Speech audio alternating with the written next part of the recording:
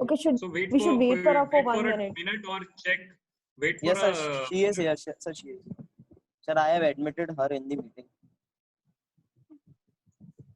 Okay. So, look around the stage and I'm in awe with the collected expertise gathered here. We are deeply honored to welcome you all.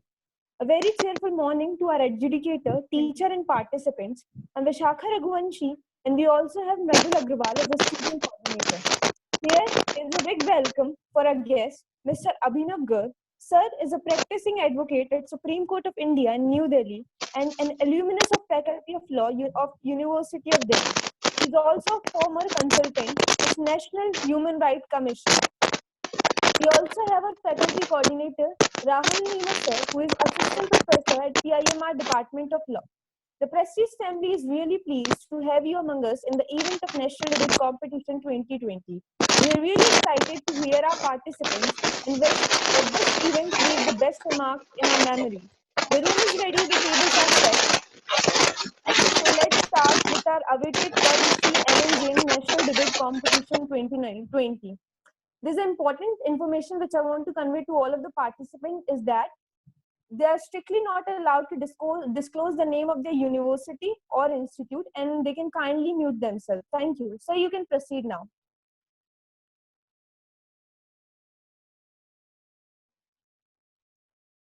Sir?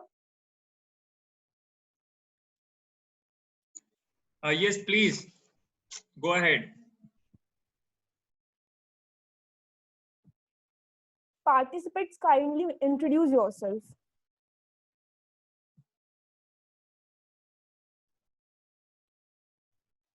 DEB 23, kindly introduce yourself. Good afternoon, respected jury. Good afternoon, respected panel members. Good afternoon, student coordinators, and good afternoon, my fellow teammate, fellow opponent. My name is Rohit Pathak, and I am pursuing BLLB, and I'll be speaking for the motion. Yes, please start. So, shall I start from Yes, my please topic? start. Yes, thank you. So, just a quick question to everyone over here. Are you aware of the cost price of COVID testing?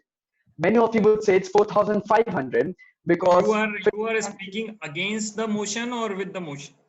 Sir, it's with the motion, sir. Okay, please. Yes, thank you. So your answer would be 4,500 because it's 1,500 for the screening and other 3,000 is for the confirmatory test. Now you might think that it's not that costly. What if I told you 60% of the India's population, that is nearly 1.3 billion people, earn less than $3 a day, and the other 21%, that is roughly 250 million people, earn less than $2 a day.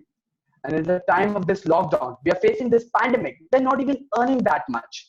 And the Supreme Court recently amended its order regarding the free COVID testing, which now includes only people which comes under EWS category and the Ayushman card holders. As one of the most contagious viruses of the history of pandemics, lockdown is just one of the preventive measures. But the main remedy is the mass testing. As WHO rightly said, every symptomatic case, if we test every single symptomatic case, then we will get to know how many people are there. And this is the most promising and most data-driven solution for this virus. And for a country which have a plenty of people falling under the poverty line, free testing is the only way to encourage every person in the country. So currently we are testing around 1,400 people per million, which is very less as compared to the other nations because they have been testing 28 times of this number. I know we have a testing capacity more than that we were testing, like there was 1,000 and 2,000 tests per day. But now we have achieved 1 lakh daily tests. And now we have roughly tested around 22 lakh people till date. And this has only been possible just because of free testing. Any data verification that 22 lakh people already? Yes, sir. Yes, sir. ICMR. I said around 22 lakh. ICMR has just today updated on 9 a.m. that they have tested around 21 lakh 74,000 something. Okay. And yesterday, yes, sir. And from the data of my 1,400 millions come from the Worldometer and WHO. Go ahead. Yes, sir. Thank you, sir. As testing is free in government hospitals for everyone, we all are aware they have labs also. but I believe it should be free in private labs too. There's a big chunk of people who just come above the poverty line, but and they are also struggling just because of these lockdown. And there are some middle workers, there are some middle class workers who have been laid off and can't even afford to pay for their families. How can they expect to pay for their testings? If we want to push up testing rates, they cannot expect people paying out of their pockets who are not showing any symptoms. Because if I have a cold fever, I'll go and buy 10 rupees paracetamol rather than using those 4,500 rupees in a testing. I'll use it in a grocery store or somewhere. Rohit, Yes, yes, you sir. don't think that free is not the option?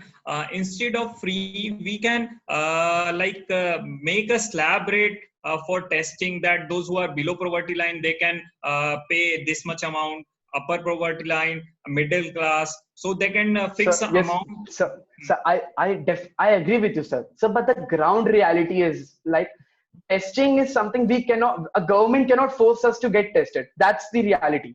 People need to come out by their own. People have to come up by their own. If I have cold, I have to inform the government. I have to inform the testing laboratories, and this would only be possible if the testing rates are in free of cost, sir. Because in India, people only go for something which is free, and that is the ground reality, and we all are aware of that. So in other way, if we allow Yes.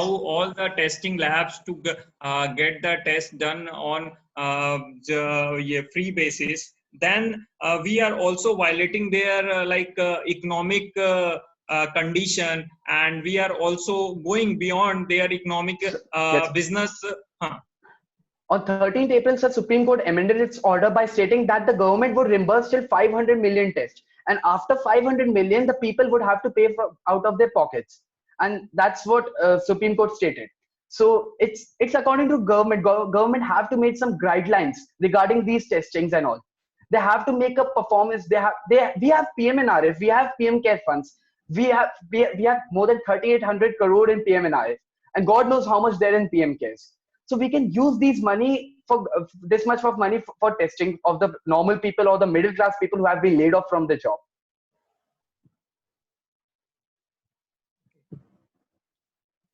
So So basically, yes, sir.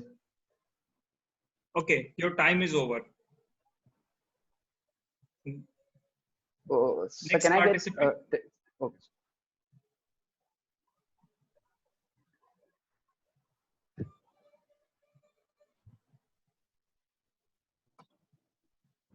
Next participant.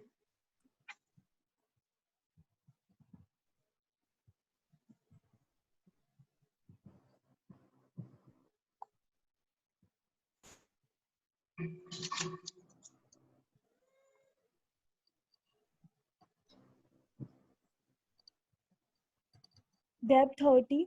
Am I audible?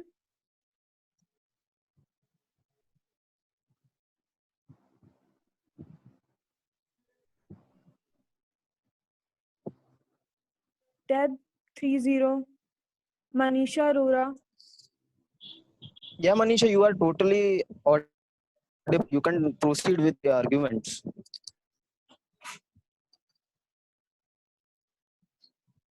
I guess she's not able to hear us. Manisha, am I audible? Am I audible to you? So there are some Manisha, are technical you there? glitches on her side.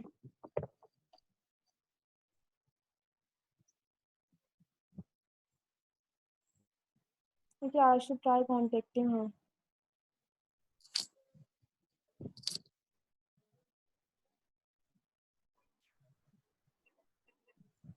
Mradul, just tell her to not to use that earphone. Sorry, sir. Just tell her not to use that earphone. Okay, sir. Okay, sir. Am I audible now?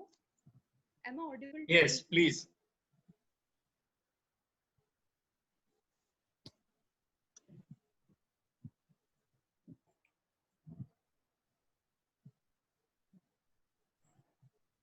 DEB Am I 30, you audible can to proceed everyone? with your arguments. Yes, you are audible. Please kindly proceed with your arguments. Depth 30.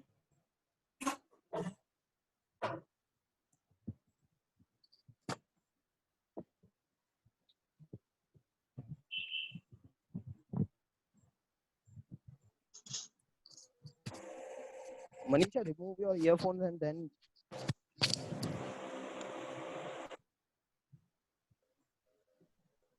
You are not audible to us. Manisha, you just remove your earphones and then you can speak. Now am I audible? Now? Yes, you're audible now. Yeah, yeah. Okay. Shall I start? Yes, Yeah, please, yeah. Manish. Sure. Good afternoon to one and all. I am Manisha Arora, currently pursuing BLLB honors. Today I am speaking against the motion. Speaker sir, before beginning with my arguments, I would like to quote Sir John Adams, who said, "Power shall never be trusted without any check." Undoubtedly, the fight against COVID-19 is highly unanticipated and far more challenging for a country, for a developing nation like India, where the significant percentage of population lives in poverty. For it, the crisis is not only related to health but also to economic imbalance. The World Health Organization has time and again prescribed test as the most trusted methodology for defeating this deadly virus. In the lines of the guidelines of World Health Organization, the Supreme Court, in the case of Shashank Diosudi versus Union of India, have passed an interim order directing the private and the government labs across the private and the government lab to conduct free testing across the country. But the issue that arises now is that how far this order will go unquestionable in the lines of constitutional mandate and free and economy. And for this, I would like to, Speaker sir, for this, I would like to divide my arguments into four folds that remained unfolded by the Supreme Court in its judgment. First, the component of the the components that are essential part of the test kit are patent produced components, are patent produced products that are needed to, that are required to get imported from the countries that produce them. But so due to this, the fixation of charges by ICMR at the tune of rupees 4,500 is quietly and rationally justified on the or considering the price, the minimum basic price of specialized kits, swab, and other disposal charges. Further, the Tell Supreme me Court. one thing. Tell me one thing. You are saying that 4,500 is justified. So you know the basic income, the minimum basic income of a below poverty line people. So 4,500, sir, I will consider the other factors as well. But 4,500, first we have to consider the role, the interest of the private laboratories at par with the public interest. Because the private laboratories also. If you are talking about public interest, then we have to take people at large, that every last person of the country, of the state, should get the benefit of the government facilities and the government responsibility. Definitely, sir. Sir, for this, the government has an important role, a vital role to play. The government should establish the mechanism for the reimbursement to these people, to the private laboratories who play a significant role. An alternative to the solution is that providing these private laboratories with PPEs, the protective equipments, and the free test and the testing kits, so that they can charge the minimal amount of 200-300 rupees, which is being charged in the cases of scenarios which we can see in the scenarios of other countries like Bangladesh, which is a weaker economy in comparison to India. What Bangladesh is doing, sir, Bangladesh is providing PCR test kits to the private laboratories, and they are only making ensure that these private laboratories do not charge anything from their patients. So that is why there is a major significant role that is played by the private laboratories, and we have to consider it now. And furthermore, the Germany, we can see that Germany have now tested around 1 million. The private laboratories in Germany have tested around 1 million COVID virus tests. Have done around 1 million COVID virus tests. So we have to see how significant role private laboratories are playing. So government should also ensure their right and should not overshadow their rights in the view of the public interest. Furthermore, my arguments.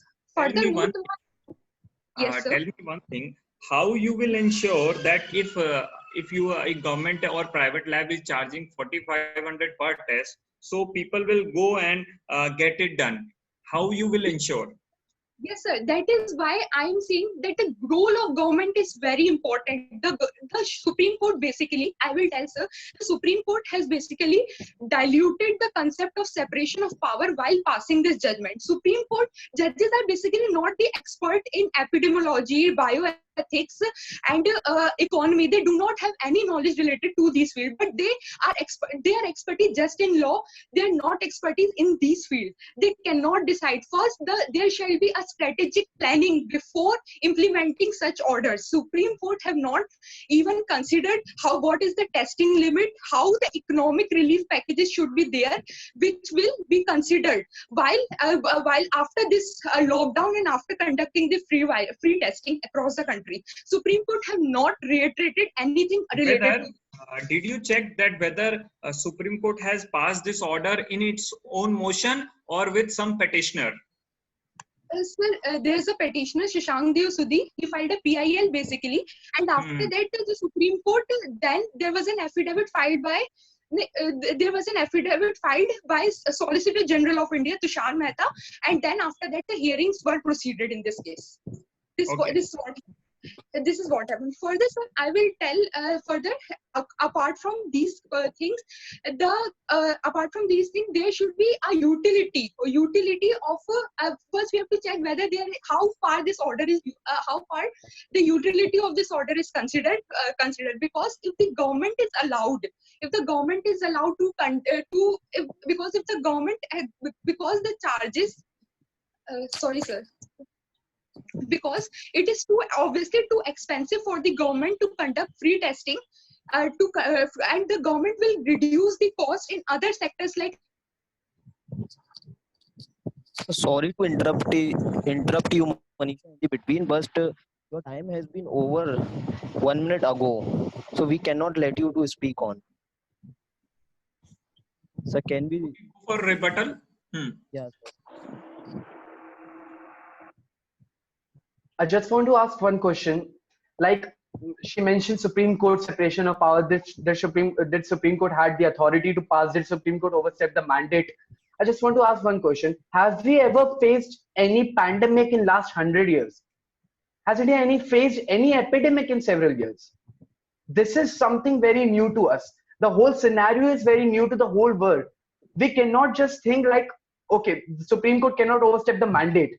Supreme Court definitely can overstep the mandate if someone is petitioning, if the petitioner is, like she mentioned, he said that no, like the people below the poverty line are not at all sufficient enough to pay 4,500, and that's the reality. They are not at all sufficient. Even people above the poverty line, just above the poverty line, I'm talking about the migrant, I'm talking about the middle class workers. There are many people. They are also not able to. They are also not sufficient to pay 4,500, and we are forgetting one point. I'm not talking about only single person of the family. We are talking about average family members, and average family members in India is 4 people per family, which would roughly be above 13,000. And the mutation rate of this virus is much higher than the others. We have already seen an airborne virus in Wuhan. Government is already given allowing the people to go to the government hospital and get the test done in free.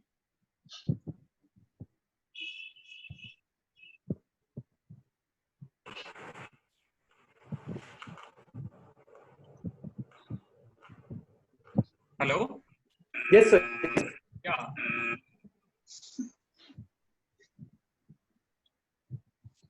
Yes, sir. Government already given the private instruction to private government hospitals to the person can go to the government hospital and get their test done free of cost. So that's the so if we see there are total 352 government laboratories and 111 private laboratories working on the coronavirus testing.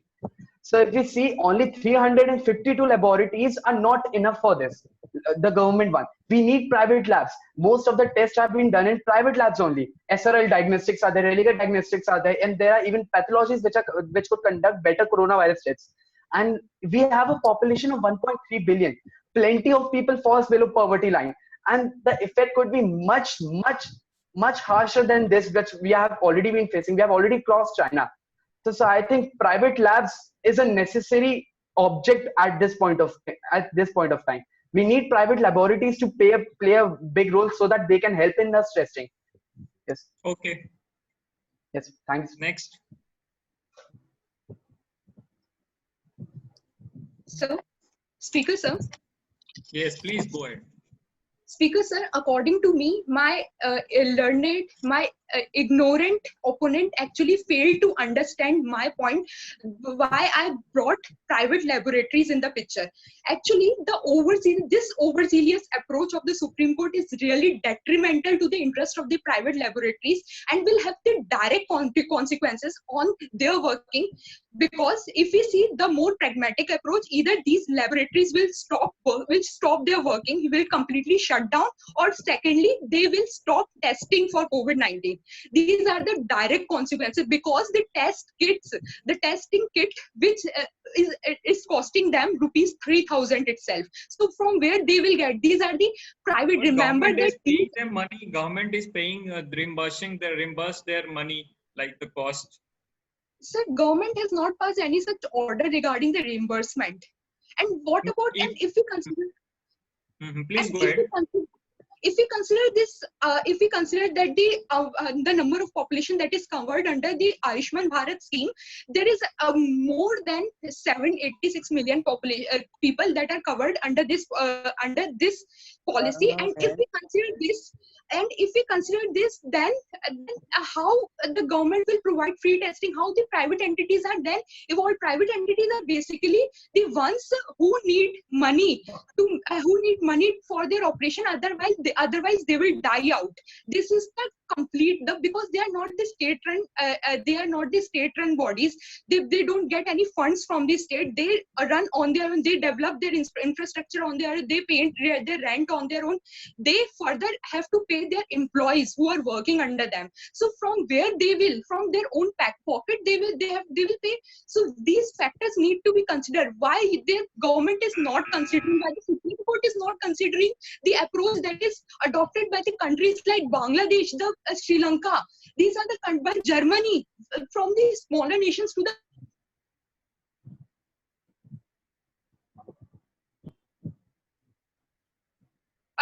is only just considering the approach which is really not feasible at this point of crisis. Thank you, sir.